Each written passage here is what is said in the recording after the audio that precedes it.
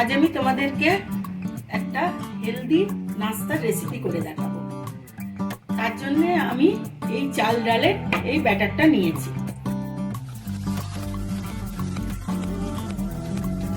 কিচেনে তোমাদের ওয়েলকাম জানাচ্ছি। এটা ইডলি দোসার ব্যাটার। এটা বানাতে গেলে 1 গ্লাস চাল আর হাফ গ্লাস উড়ির ডাল 5-6 ঘন্টা অল্প একটু মেথি দিয়ে ভিজিয়ে রাখতে হবে। তারপর সেটাকে যতটা সম্ভব কম জল দিয়ে একটু মোটা মোটা করে পিষে আবার কোনো একটা গরম জায়গায় 6-7 ঘন্টা রেখে দিতে হবে। তাহলেই ব্যাটারটা তৈরি হয়ে যাবে। এটার মধ্যে অল্প জল দিয়ে একটু পাতলা করে তোমরা দোসাও বানাতে পারো। আর ইডলির জন্য এতটাই গাঢ় দরকার। আমি যে নাস্তাটা বানাবো তার জন্য এতটা গাঢ়ই দরকার।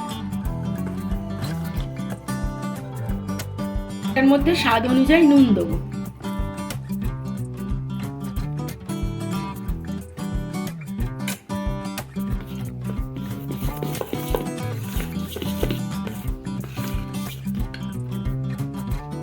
এবার এর মধ্যে করে কুচনো পেঁয়াজ, কাঁচা লঙ্কা, গ্রেট করা একটা ছোট গাজর আর কিছু ধনেপাতা দেবো। তোমরা চাইলে তোমাদের পছন্দ মতো যে কোনো সবজি এতে দিতে পারো। এগুলো এক এক করে সবগুলোর মধ্যে দিয়ে দেবো।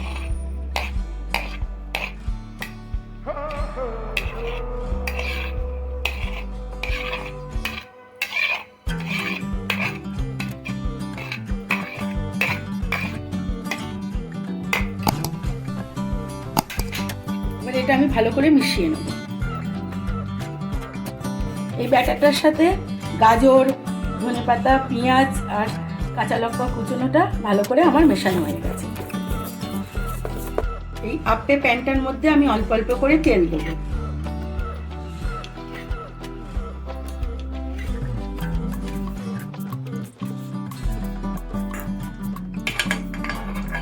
তেলটাকে গরম হতে দেবো। তেলটা আমার গরম হয়ে গেছে। এবার এর মধ্যে আমি সাইড থেকে দিতে আরম্ভ করব, আর মাঝখানে গরমটা বেশি লাগে।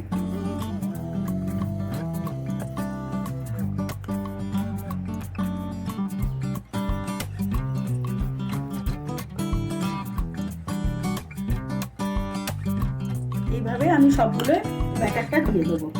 আর মিডিয়াম আঁচে এটাকে আমি 3 মিনিট মতো ঢাকা দিয়ে হতে দেবো। তারপর এগুলোকে আমি উল্টে দেবো।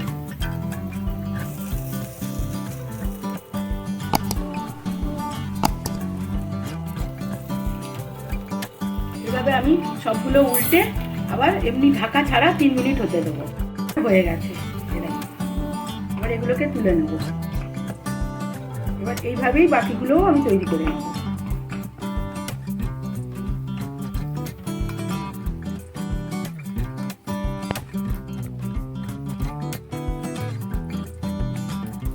আপ্পের সাথে খাওয়ার জন্য আমি একটা চাটনি বানাবো। তার জন্য কিছু নারকেল নিয়েছি, অল্প একটু বাদাম হালকা রোস্ট করে নিয়েছি, ধনেপাতা, কাঁচা লঙ্কা, তোমরা যে যতটা ঝাল খেতে চাও, এক টুকরো আদা আর অল্প একটু নুন দিয়ে অল্প জল দিয়ে এটাকে আমি ভালো করে পিষে নেব। আপ্পেগুলো আমার হয়ে গেছে আর চাটনিটাও দেখো আমার পেশা হয়ে গেছে।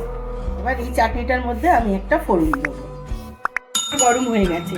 ফোড়নে আমি একটা শুকনো লঙ্কা, সর্ষে আর কয়েকটা কারি পাতা দেবো।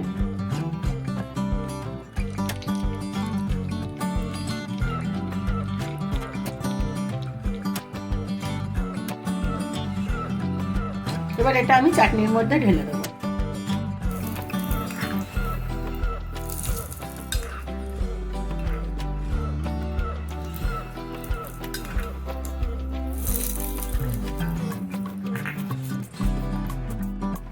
চাল ডালের ব্যাটার দিয়ে নাস্তার রেসিপিটা আমার হয়ে গেছে। আমি যেভাবে চাটনি বানিয়েছি তোমরা এইভাবেই চাটনি বানাবে, দেখবে খেতে আরো বেশি ভালো লাগবে। তোমাদের যদি এই রেসিপিটা ভালো লেগে থাকে তাহলে তোমরা অবশ্যই এটাকে লাইক করো, বেশি বেশি করে শেয়ার করো। আর যারা এখনো আমার চ্যানেলটাকে সাবস্ক্রাইব করোনি তারা অবশ্যই আমার চ্যানেলটাকে সাবস্ক্রাইব করো। ভিডিওটা দেখার জন্য তোমাদেরকে ধন্যবাদ।